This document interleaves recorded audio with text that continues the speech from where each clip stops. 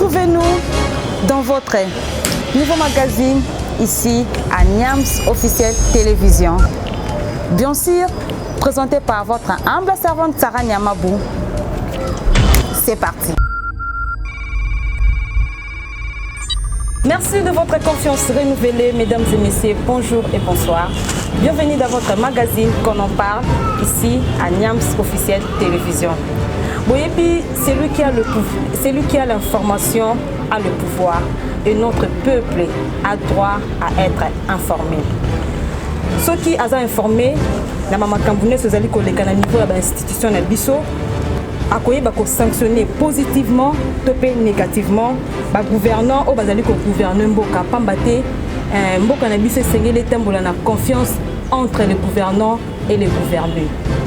Mesdames et messieurs, la République démocratique du Congo a été kozala secoué na ba marche oyo ezalaki ya refus ya ba peuple balekaki baboyaki makambo nyonso bandaki koleka na ngambu ya Assemblée nationale et na ba institution na biso yango babimaki na balabala bamarchaki baotaki komona mokolo ya le 9 bomonaki mpe mokolo ya le 13 lolenge bandeko bamarchaki et bongo il y avait une rencontre entre un groupe de gouvernement et gouverneur de la ville-province de Kinshasa, M. Gentini Ngobila, basanganaki pe bayokanaki ba sanctionner ba organisateur nyonso ya ba marche wana o ba organizaki ba marche na ba parti politique to monaki ba IDPS to monaki pe bandeko ya Lamuka.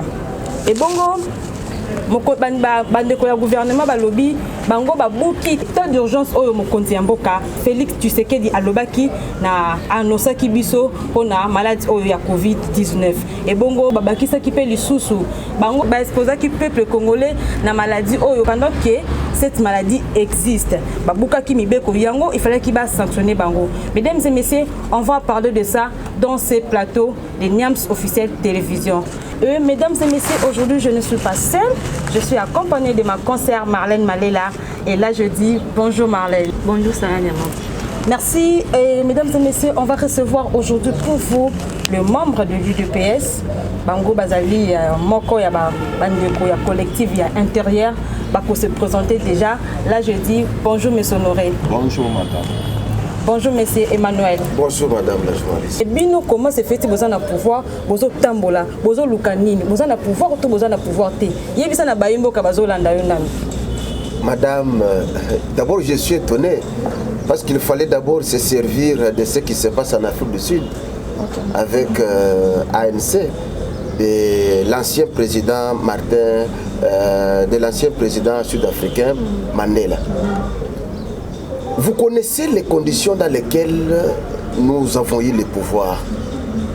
Et vous connaissez, madame, ce que les gens du FCC, avec les fameux Kabila, avaient organisé pour mettre les bâtons dans les roues, afin que le président de la République ne parvienne pas à faire exactement son travail. Et tout ça, Nabino Lelo, Bozo Monanenge, président Zobunda, pour asala malamu, asala volonté ya peuple. Maintenant, ce qui te montre que bateau tout ça na bango, bazo permettre président de la République à la volonté ya peuple. Qu'est-ce que nous devons faire? Nous devons nous réunir pour faire face à ces gens-là qui ne veulent pas permettre au président de la République de faire bien son travail. Il a la volonté politique. Il en a déjà. Mais tout le monde a que groupe ya batumoko boye auto bana ko benga ba votou bazana makanisi ya mabe pona mboka. C'est pourquoi les lots ont que IDPS a joué des rôles. Au même moment, ils jouent les rôles en tant que parti présidentiel et au même moment, nous jouons à la défense et à l'attaque pour faire partir ces gens-là qui ne veulent pas que le président de la République puisse bien faire son travail. C'est ça notre rôle, gardien du temple. Et nous n'allons pas laisser et nous n'allons pas céder à la manipulation du FCC et nous allons partir jusqu'au bout. Vous avez le pouvoir, vous cherchez encore le pouvoir. Non, vous ne m'avez pas bien compris, madame. Nous avons le pouvoir, nous allons conserver ce pouvoir, nous devons défendre ce pouvoir et nous devons tout faire pour faire la volonté du peuple. Ok, très bien. Le président a la volonté politique de bien faire. Mais nous constatons qu'il y a un groupe d'individus, les soi-disant majoritaires à l'Assemblée nationale, qui empêchent le président de la République de bien faire. C'est pourquoi nous devons maintenant, nous, peuple, nous devons jouer notre rôle pour aider le président de la République de faire bien son travail. Peuple, vous avez pour ça aider soit pouvoir pour président ça la bien marronnaille. Mais nous avons monsieur nous répondre à rien on peut ma question là yo. Vous dites que le qui vous a famille politique. Vous avez nous surtout vous ici comme encore. Mais la monine de ko ça pour se plaindre parce que à tout madame même vous avez pouvoir et on faut que vous conserver en haut. Mais qu'est-ce que toi tu dois nous expliquer du fait que moi Namboka Jama Kaboun da Kabouya ba lancer marche pour que ba protéger le pouvoir wana mais ministre intérieur VP ozali bongo mwana ndako a telemi a protester penser wana ya marche. Madame, il faut to bando koyeba ko distinguer biloko. Jean-Marc Kabunda notre président de l'IDPS et secrétaire général Augustin Kabouya bango bazo gérer parti politique. Gilbert Kankwenda azali na service à nation akoki ko agir comme membre à IDPS pour le moment azo agir comme homme d'état comme responsable au bapesi akamba 26 provinces et à RDC Mobimba plus de 100 et quelques territoires nyonso aneza maboko na yende mokengeli ya mboka. Donc tokolo va vrai dire des sentinelles à Mboka au IDPS mandaté. Ezala ni IDPS ni Gilbert Kankwenda mutu ata moko a violé constitution azate. Comment expliquer? IDPS est appliqué article 26 il y a constitution et le bien que ce tolingi to sala to appliquer article 26 na article 64. Article 64 to appliquer ngo pona ko barrer route na groupe ya ba individu 350 personnes plus fameuses opposants qui sont aider personnes au bas alliés pour baya confisquer pouvoir ya peuple na makasi.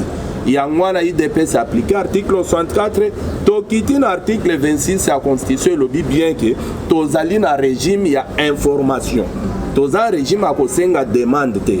Ba informer, ba toke to informer na mokonzi ya ville province à Kinshasa que biso to lingi to sala marche na biso pona ko sauvegarder makambo na biso lokola ye moko mokonzi ya ville province à Kinshasa et bien que bana mboka balingaka ete pa ba congolais ba vota ete ba noma ye yangwana bandai ko intercaler pote bazongisa pion na bango moko anomaka bango poturo asutuka lisusu abima député sénateur kana na rythme na bangwana alobi pas question à masse biso to lobi to ko sale la constitution toko marché a replié à Kembangu na mokonzi ya ba territoire nyonso a Congo ake ko se plaindre yepe tango bengi ba représentant à chaque parti politique deux personnes ba komi na réunion à faire voir bato nyonso bien oyo constitution lobby. Au cas où chef de l'État décrété état d'urgence na mboka eza na mouvement moko te ekoki ko salema mais lokola Obéir peut appliquer article et appliquer constitution. Biso peut to appeler IDPS appliquer peut constitution. Na minute to considérer comme ministre. Tozo considérer teneti moi na IDPS par-ci par-là non. Est-ce qu'il y a une motivation qui a une décision qui normalement le gouverneur de la ville province fait qu'il y a une décision? Non, madame Sarah, il faut tirer attention. Gouverneur et la province à ville à Kinshasa ont représenté 26 provinces. Okay. Marche à IDPS au Basala qui appelle pas mon président que je respecte beaucoup et puis que j'aime beaucoup, Jean-Marc Kabunda Sala qui appelle na territoire Mobimba Congo pour te bateau Basala nini Basala marche pacifique. Asala qui appelle pour la ville province à Kinshasa. Na minute on a pas cause de l'ilobate ba pesa Gentilingo Bilab kende koloba message akete non. So ba pesa zanet ba peso ki bokonzi ovandi na kiti bazui mukuwa ne basala ngambwa ba tena se okiti oyola. Yango wana bande kwa ile pesa balobi balingi ya démissionnaire ke bonga wana balobi bazomona ta utilité na été pourquoi parce que aza ko se conformer na idéologie ya parti. Non, madame. IDPS il y a les parti de masse. IDPS parti de masse. Na parti de masse, c'est un na oche mutambu na yo na mai po ozwa bambisi okozwa bato nyonso bazoya biloko nyonso ezoya mbisi ekomata banzete ekomata biloko songolo pakala mais IDPS ekoki koviole te constitution soit ekoki koimpose te po tolite plus de 33 ans avant tozwa pouvoir oyo nano tozwi oyo tobandaki koluka te po toza nango eza oyo tolukaka te tokozwa yango kala mingi te IDPS eprone plus de 33 ans mpona koprone état de droit na démocratie mais tokoki pousser mwana na biso moko biso totindi na gouvernement pour violer constitution te problème eza boye mwana mboka Gilbert Kakonde azali bongo nde ozikola azali mwana ndako ya IDPS donc yena ba jamais na papa moko mais du fait que même si avec ça qui marche wana esalima mabe bani mazo ko se plaindre ezali nini abimisi ba apesi ndingi c'est pas il y a la police qui va interdire marche même si ba ko conduire bango mais est-ce que c'était vraiment nécessaire ba bani ko so ba policier wana baza na ba armes o ezali bongo létal o esali ke ba tous ba perdre ba vie na bango madame je pense que Olandinga bien na elobele nanga na lobi bien IDPS ezali lokola église na église bato nyonso bakotaka ya lolenge na lolenge nyonso l'air to bandaki marche na biso le 9 juillet to bimi na place africaine ngai moko nazalaki liboso na marche nazo marcher to komiti niveau ya martyr tango to komi wana la police elobi na biso voilà bo marché na parlement bato boko kendo pesa memo bazate bo baluka na biso lokola ba miyibi o balinga ko yiba bendiction bato bayaka pona koluka ba trouble bakotaki na kati na biso ba banda affrontement na la police yangwana la police agira pona kocha ba primogène mais erreur grave la police ça les années ole akobenga na bato pamba bango bazwi ba balle réelle bakomo beta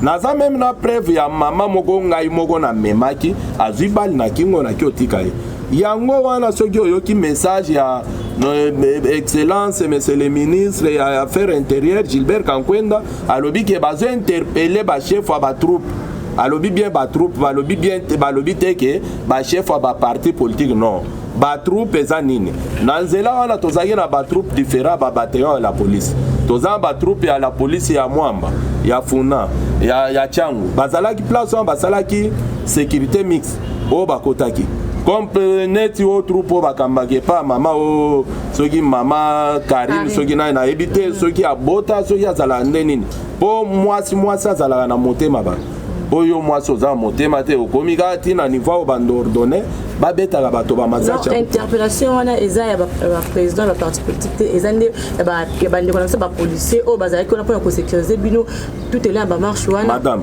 ozali bien na image yango oza journaliste oza censé kolanda landa bien malobo balobi bien ke tokointerpelle bachef ya batroupe est-ce que parti politique eza troupe non parti politique eza troupe te ezali parti politique ezali koni na ministère à intérieur bayebi ke ba parti politique ezala mais à la ligne où vont les choses tozomona ndeko IDPS bozo kende vraiment malamu mingi te parce que boza parti moko bo fallait ki boza la bino so uni to mona ka ngona bandeko mususu ya FCC bazala ki bangona so uni so likamboza ba kozala bangona so na boyoka ni bino.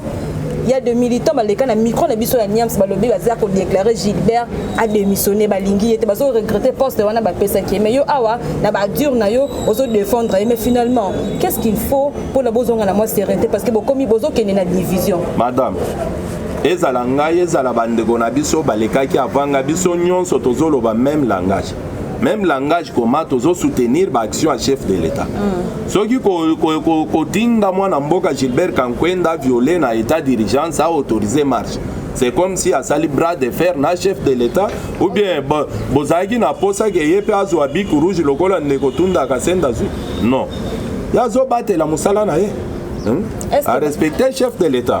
Biso pays de peste tokotinda teke tokende ko violer maloba chef de l'État poto bimise mo pas non. Est-ce que ba organisateur baza déjà interpellé ba organisateur ba marche baza déjà interpellé? Non. Nano ba interpellé organisateur au contraire biso IDPS même à partir de fédération yanga inga na zalaga Lubumbashi lobi to uti ko déposer plainte na biso officiellement contre monsieur le gouverneur Jacques Kiabula ya Okatanga o initiateur wa kenda iko zwa bato à 150 km na ville ya Lubumbashi a doté bango ba machete ba biloko songolo pakala ba bomi ba kombata même ba kombata o ya kije na ngonga na kambaka ba bomi ndeko na ngai dodo pe atonam place ozali ba bomi tozo comprendre te a créer kuluna moko ya kosakana te na Lubumbashi ke kozwa mwana mboka moko babengaka so parti Benz ndeo apesi troupe ya makambo wana parti Benz wana za soi-disant ndeko ya ba Olive Lembe kala nyonso na Lubumbashi tango bazaki na règne na bango so boyoki muto abando tambola na mutu ka ba décorer Olive nde parti Benz wana ye mutu asali makambo wana acheminer 6 personnes à IDPS. Mais le col biso tozana état de droit toko kende na violence te to traduire bango na justice. Bon, qu'est-ce qui fait que bino supoza bana papa moko UDPS ana autre ndeko ndeko Emmanuel qu'est-ce qui fait que bino surtout boza ba jeune collectif intérieur et puis boza ba jeune kin boza mebele ba collectif ya ba jeune ezebele na kati ya partenaire bino UDPS et kambo ezo leka à la tête ya papa na biso Gilbert Kankwena un ministre intérieur mais ba misusu baza ko appuyer des missions na ye bazo linga lo babike il ne travaille pas bien mais bino boye lelo boza ko appuyer madame oye bien le komoko soki boza na salle de classe moulakisi atangisi liboso ya bino nyonso après aye a posé interrogation bino nyonso bokozwa 10 sur 10 te bino nyonso bokozwa 8 sur 10 te okomonaka bamosusu bazwi bamosusu mpe bakatani et c'est ça qui se passe bamosusu bacomprendre te mpo na nini ministre Kankone apekisaki mpe marche. Nous sommes dans quel état? Nous sommes dans l'état d'urgence. En tenant compte de la situation de la maladie qui règne dans notre pays, nous sommes avec vous dans ce pays, vous avez constaté que le président avait pris certaines mesures pour protéger le peuple d'Aïe. Parce qu'il dirige pour ce peuple. À quoi que tes peuples à Koufa? Par rapport à la maladie, il avait. Je suis en train de partir pour répondre à la question. Par rapport à la maladie, le président avait décrété l'état d'urgence. Nous sommes dans un état de droit. L'état de droit est lié au banini. Respect des tests et des lois de la République. Quand on est mon ministre de l'Intérieur, étant donné qu'il est homme d'État en fonction, il ne peut en aucun cas agir comme s'il était un combattant ou un militant d'un parti politique. Il a agi conformément à la loi de la République. Voilà pourquoi il avait interdit la manifestation. Pourquoi? Pour respecter l'état d'urgence décrété par le président de la République. Et c'est ce qu'il a fait. Nous, aujourd'hui, si nous venons pour défendre le ministre de l'Intérieur, Gilbert Kankone, c'est parce que nous avons compris que le monsieur a respecté la loi, a respecté l'état de droit. Il ne pouvait pas aller à l'encontre s'il avait autorisé la marche. C'est-à-dire qu'en quelque sorte, il aurait refoulé ce qui a été déjà décrété comme état l'état d'urgence. Donc voilà, c'est ce qu'il a fait. Il a défendu valablement ni le ministre de l'Intérieur, ni les combattants de l'UDPS. Personne n'a violé la Constitution. Personne n'a violé les lois de la République. Nous, de notre côté, qu'est-ce qu'on devrait faire? On devrait aussi défendre nos intérêts, défendre ce que nous voulons, que les gens qui sont dans l'Assemblée nationale, les députés qui sont là-bas, puissent respecter aussi la volonté du peuple. Et c'est ce que nous avons fait. Il n'y a pas du désordre, il n'y a pas de malentendus, il n'y a pas... Donc nous tous, nous sommes dans la légalité. Ndeko, mais pourquoi moi, Namboka Kabouya Alingi VPM a démissionné?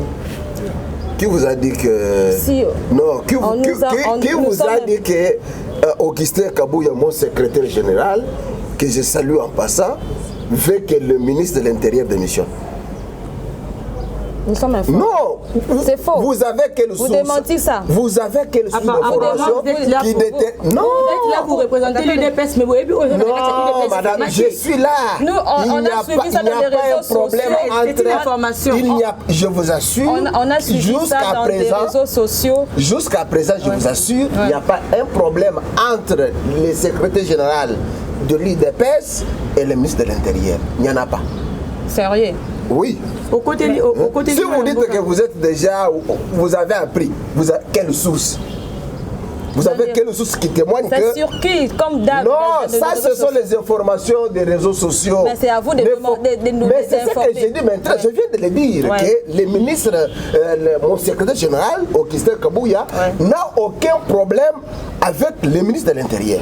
Ok. Il n'y a aucun problème. Ok, merci beaucoup, Marlène. Puisque apparemment, vous avez plus part de moi, l'amour à Gilbert Kankwenda. Est-ce que depuis qu'il y a salué, comme que dans les 2 ans, 3e année, on va ok déjà 2 ans, Sarah. 2 ans déjà. Est-ce que c'est le bilan et ma lame au moins l'amour à Gilbert Kankwenda, ça déjà pendant son pouvoir? Et ça est belé. Et je ne saurais pas vraiment énumérer tout ce qu'il a fait. Ça nous suffira. Madame. Bila mwana mboka Gilbert Kankwenda.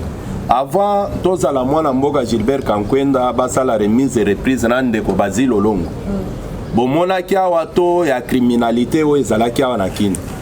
Bobandaki ko pema te bino ba journaliste. Ezaka tongo na no sokoli ata munoko te ba bengi oke na kingabo basali boy. O koto na monga fula babomi mutu boy. O base bo kimi mbangu na bilili na bino pobo kendozo. So bozo banga Nzambe sincèrement. Banda mwana mboka Gilbert Kankwenda comme ministre à l'Intérieur. Boy sanga criminalité dans la ville province. Non, nous on vous a posé une question de nous dire c'est le résumé bilan naïe. Bilan na bango tokosa la bino bilan au moment où bakoko kisa toko jamais to sala bilan mandat na bango na necessité. Mais tozo soutenir bango kaka Nzamba pesa bango sagesse à Solomon. O apesa Salomon, apesa ngo Gilbert Kankwenda, apesa Jean-Marc Kaboun, apesa Félix Sekedi mon président. Ba mona koma ko kamamboka na esprit en Nzambe, tokende liboso po avec Dieu tout est possible. Il y a eu 3 morts en marche mais président VPM alinga qui marche ça la matesiko. Yende mtaza tête à tête c'est makambo la tête. Madame VPM alinga qui marche ça le matin na ebisio même Bible lobi que justice élève la nation. Mais tant aux chrétiens tambola kana Bible na loboko ezali pona kotosa mibeko ya Yahweh mokonzi zakomba. Ezate ki azotambola ngo pona lokumu. Bible na biso ya Kongo ezali constitution. Mwana mboka Gilbert atangi constitution mboka et permettre te na moment où tozana état d'urgence sanitaire akende ko accepter bato batonda ebele na kati ya bato wana tozaki na bato mosusu omoni otokolo banini Jésus abengaka ba meme po bakota ndako me omoni bantaba pe balingi bakota cortège ba meme na cortège tozaki na ngo jour wana pona marche na biso so landi bien message au président Jean-Marc apesa pona marche alobi tokende na marche mais to respecter ba mesure barrière tozala ba masque mais jour wango soki otali ozaki na bilili. Est-ce que mon ami batona batebele ba o mosusu ba tabo ba kotaki na cortège ba même bazaki na ba masque te bangonde ba mener de trouble ba yaki ko sala biloko na ba infiltrer ki biso et pas bato bino boyebi o ba corromplaka bato na mbongo po batondi sata moi salo ya place auto vandi na bino mais ya biso ezala kaka na appel pamba o ya poto yebi ke père spirituel na biso a IDPS esika zali asambela pona biso Etienne Tshisekedi wa Mulumba. Je voudrais compléter aussi mon frère. Oui. Nous sommes avec vous dans cette république.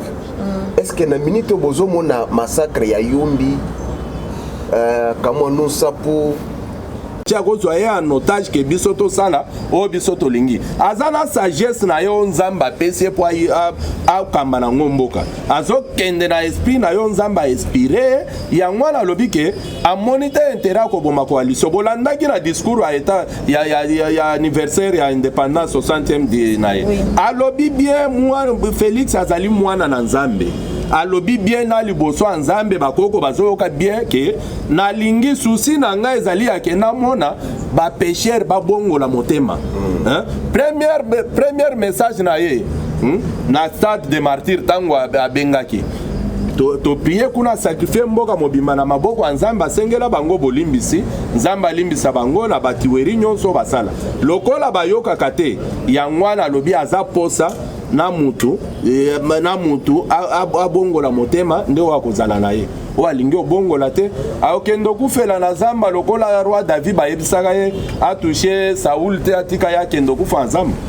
Mais balobi président zo mema boboto mingi na bokonzi ba azo bengi bato musu azo bengi pasteur kando to baza mwana na Nzambe.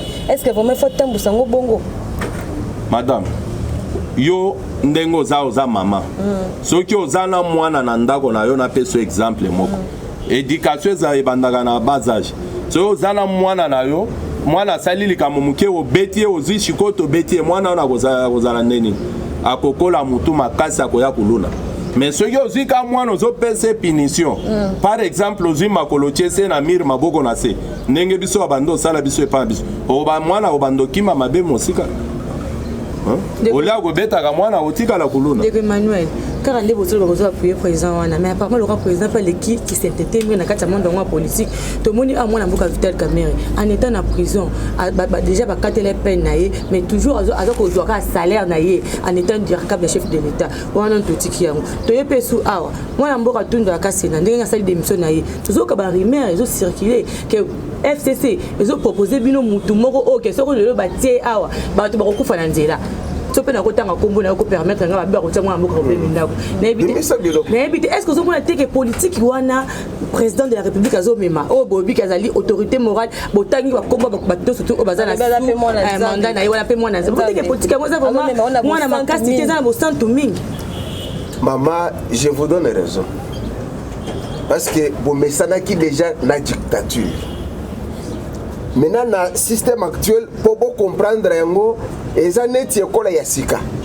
Vous avez des difficultés à comprendre makamunenge ezolekela. C'est ça le problème. Il faut faire la part des choses. Ndeko nanga utuko yebisebino sikoke président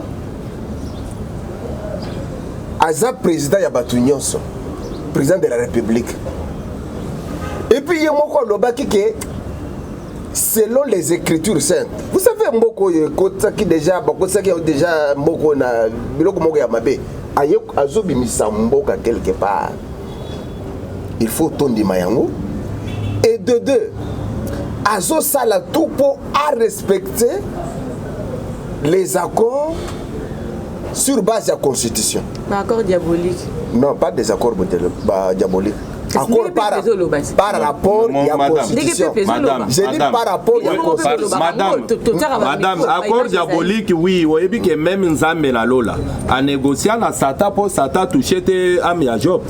Il ça que toucher nyon, mais motem à Job ko toucher angote. Motem à Job elingelo bani nde biso peuple congolais. Félix Tshisekedi a ko négocier na Sata, Kabila na batonaye. Kabila Sata. Oui, ça Sata. Oh, mais vous avez une coalition. Coalition Zamba négocier na Sata pour na ko sauvegarder ma Job maman kendo vérifier. Eza biblique. Hein? Et ça lini. Si on négocie na Satan qui ko toucher amte, c'est normal biso to sauver am. Bango baza bato ba prima kuria ba mesana ko mela makila bato. Mais pas wana. Et c'est ça que je voudrais ajouter. Nous ne sommes pas dans un régime sanguinaire. Oh, tu me sens déjà comme on a kamakila, ezotanga, koboma, kanga, tout ça quand tu as opposition. Nous ne sommes pas dans ce régime-là. Ce qui bolanda qui est bien à Ebandela Lobby, nous sommes dans la démocratie. Et puis IDPS a combattu pendant 37 ans pour préserver cette démocratie. Maintenant, tu communes à pouvoir. Tu lingite, tu zonge la makambo ba président Yakala, ba régime Yakala et banda Kosala. Et c'est ça que le président fait tout pour respecter bino boza na opposition président de la République Félix Tshisekedi azali na pouvoir bino boza na opposition oui madame baza raison comment pouvoir au biso peuple congolais bana IDPS tondima ba torture à lolenge na lolenge papa Tshisekedi a sacrifié jeunesse na ye nyonso ezali au pouvoir tozo salate au pouvoir tozo sala pona ngai nazo considérer ngo kanga lilobo lelo ezali transition sans Kabila au président Félix Tshisekedi à la carte komona transition sans Kabila. D'ici là, tozo kende na pouvoir, tozo concrétiser pouvoir, nyon se effectivité à pouvoir ya mboka tokozwango na maboko na biso kalami.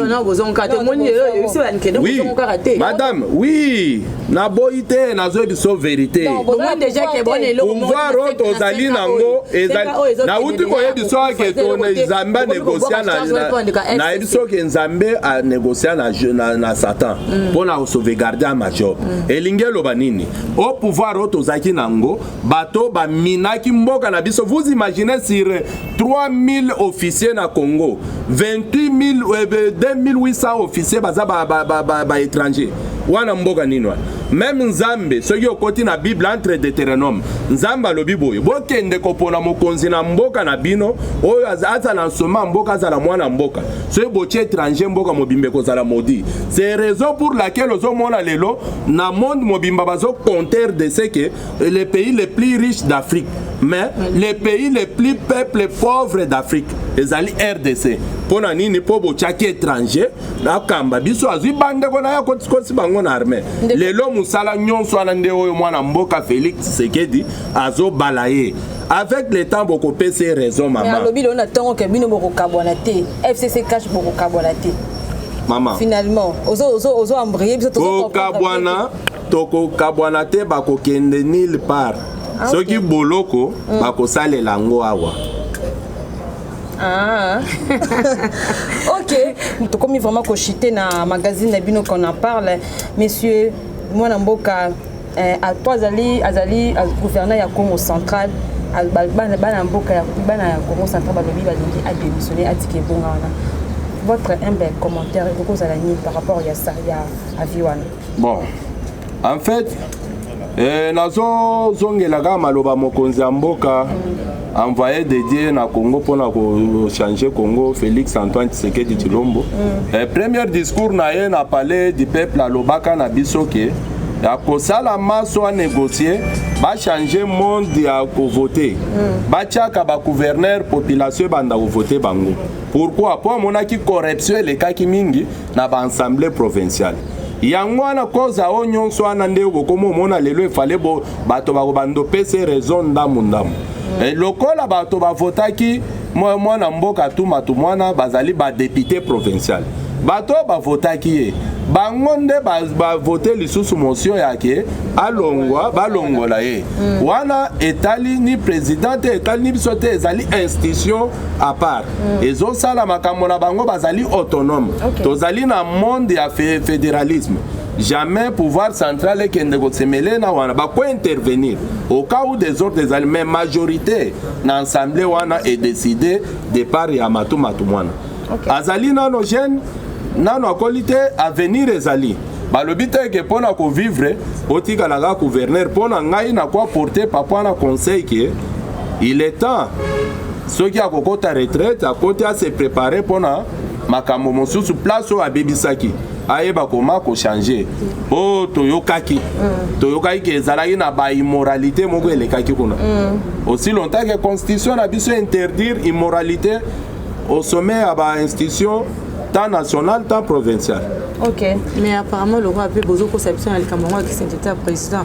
Tous les monde a besoin en coalition, mais Makambu y a une conception FCC besoin pélisser la moto c'est grave. Mais Makambu y a une conception à IDPS et moko besoin de la moto.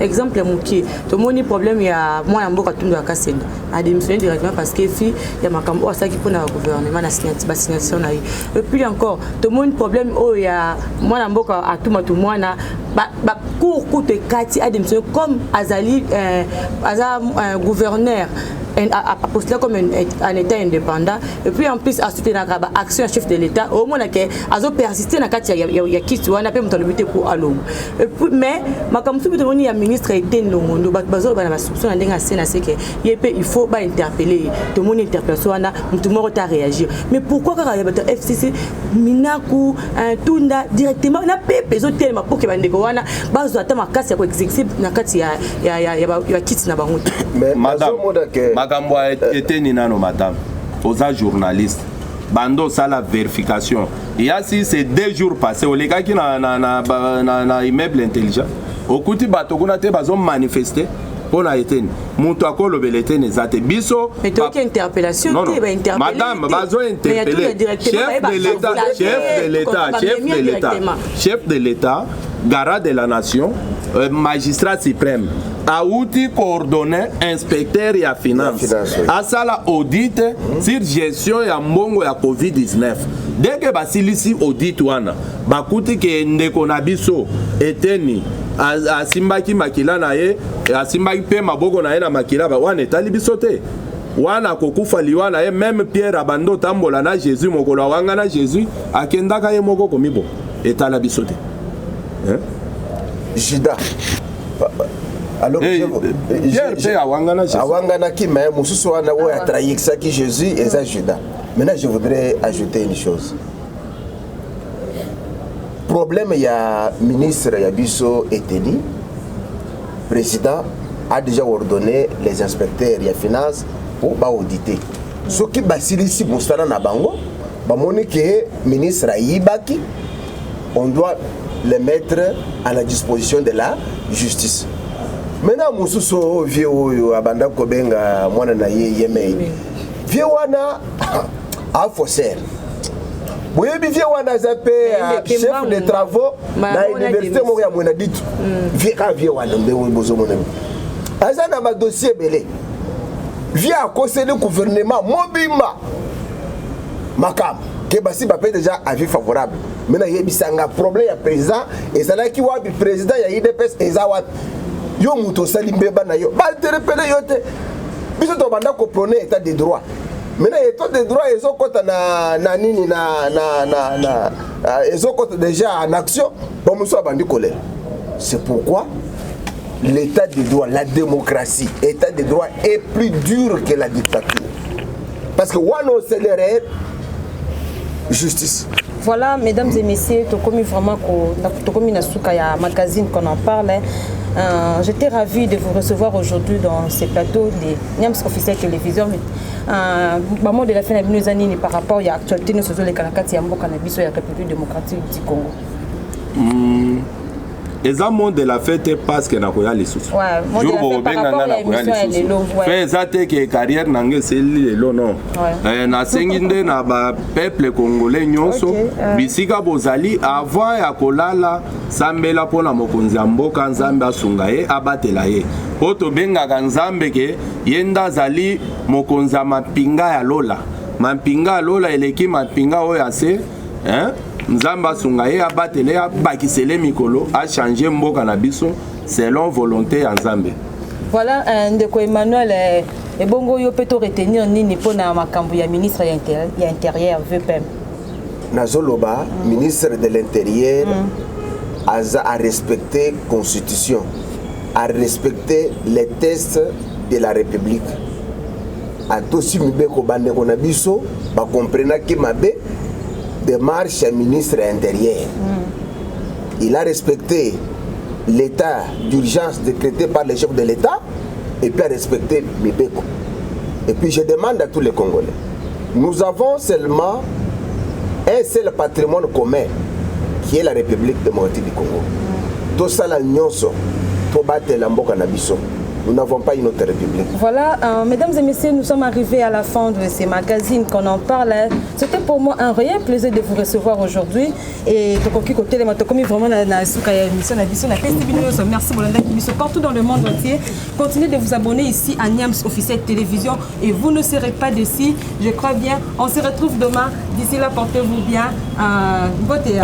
Corona, parce que tout dans l'état d'urgence. Au revoir. Au revoir, madame. Merci.